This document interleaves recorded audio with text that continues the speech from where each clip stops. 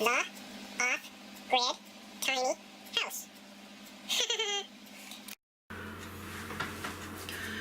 Alright. After a little heart attack there.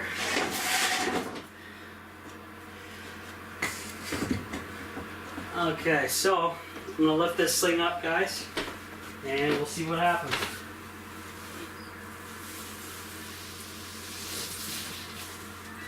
And oh god, a bunch of dirt came out. Get these top two on up.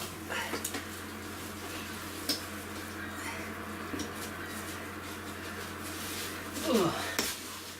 Glove stuck in one. Okay.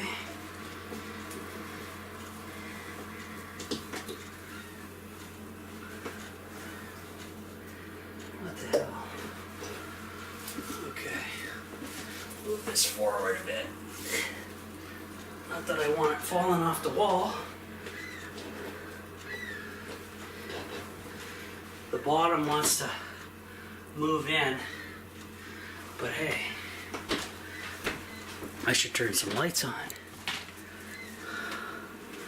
Oh boy.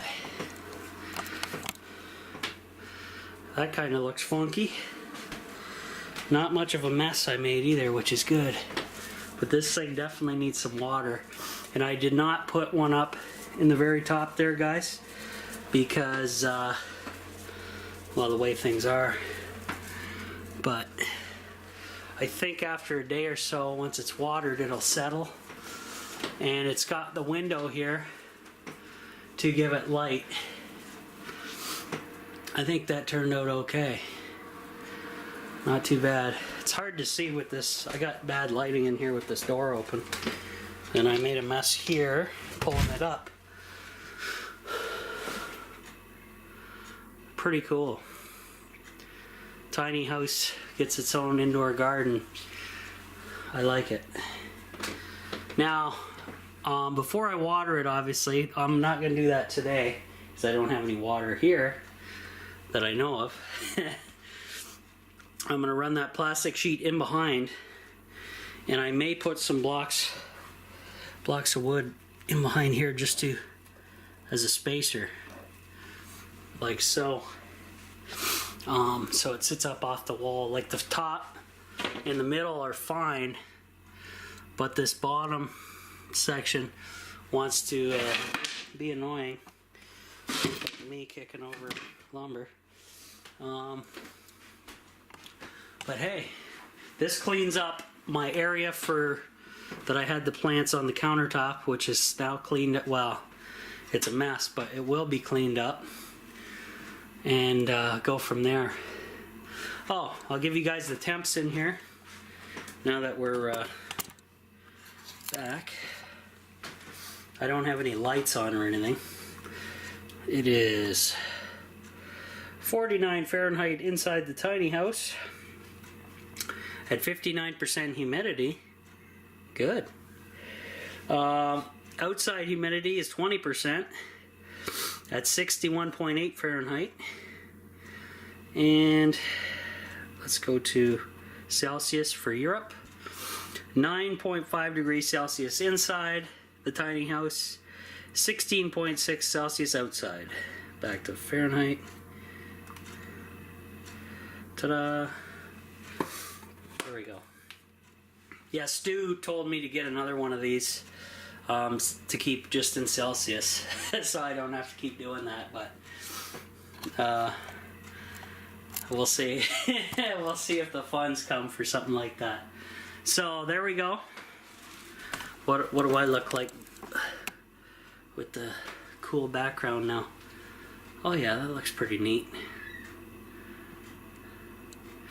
Yeah.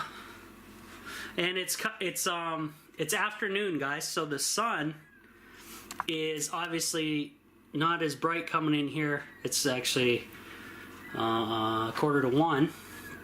So obviously the sun's way over on this side of the trailer, but you can see it's still getting a decent amount of light.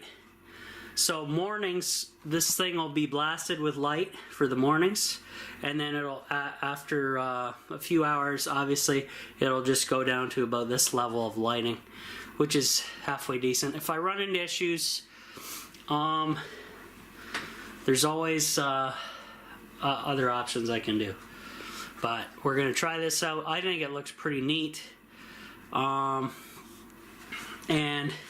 it basically hides the ugly looking gasket, or not gasket, but the, you know, the sleeves, and it's mostly just looks like a giant living something on the wall, which is decent. So definitely I will do a water test, but I will obviously line the back with plastic, and if we have issues, then no good. And then also, guys, if I need to add more soil, I have peat moss over here that I used for the composting toilet. And let's see how the solar is, since it's been a while at the tiny house. We are both in float mode, and my solar charging station has all my gear charged up. That was a great idea that I came up with. Some organized shelf to charge all my battery packs, and hopefully I'll be getting more battery packs, because each one of these guys is basically a small version of my batteries. And we'll see, I have some interesting stuff coming from Wish that'll incorporate Charles's packs for sure. The smaller ones, not so sure, but at least they're handy to have. Pretty cool. I'm going to turn the power on. Stu also mentioned I should take that that shut off and put one back closer to the wall switch. I agree with that, because that way I don't have to walk. Not that it's a big deal. Walk back here, or walk back there to turn the power on over here. Because if I put it in right here, let's say, and just flip that same switch over here, then the lines will be energized all the time, but there'll be no load. So until I turn this on, obviously, and then it'll power this up. And then I leave this on all the time so I don't have to mess with the settings. Because if you turn this off and then turn it back on again, it goes to its default setting, which it starts going through all these different colors. But I just like the plain white LEDs. Oh, there's Miss Hula Girl. We haven't seen her for a while. A lot of people didn't like her intro. They got sick of it after a while, so I agree. I got rid of that for you guys. But she's still kicking. Check out my lighting in my tool shed. That's my solar powered light, guys, so that works out really well in here. And I just got it hanging off one of those screws up there, so it's not really securely fastened. Yes. Oh yeah, I forgot. I need to go to the dollar store, get some more of those push tacks I'm going to tack up the rest of this this material to the roof. Now, I know, actually, the roof, believe it or not, guys, is coated with 3 inches thick of spray foam. Now, some of you are going to call me liars on that, because you can see the seams here. Well, the seams stuck down throughout the roof anyway, because it had its own wood panel ceiling. If you go back and watch my early videos where I tore that down, you can know what I'm talking about. But yeah, that's 3 inches. It was definitely a 3-inch gap high in there, so I can still tack with those tacks safely up into the ceiling, hopefully without causing any leaks.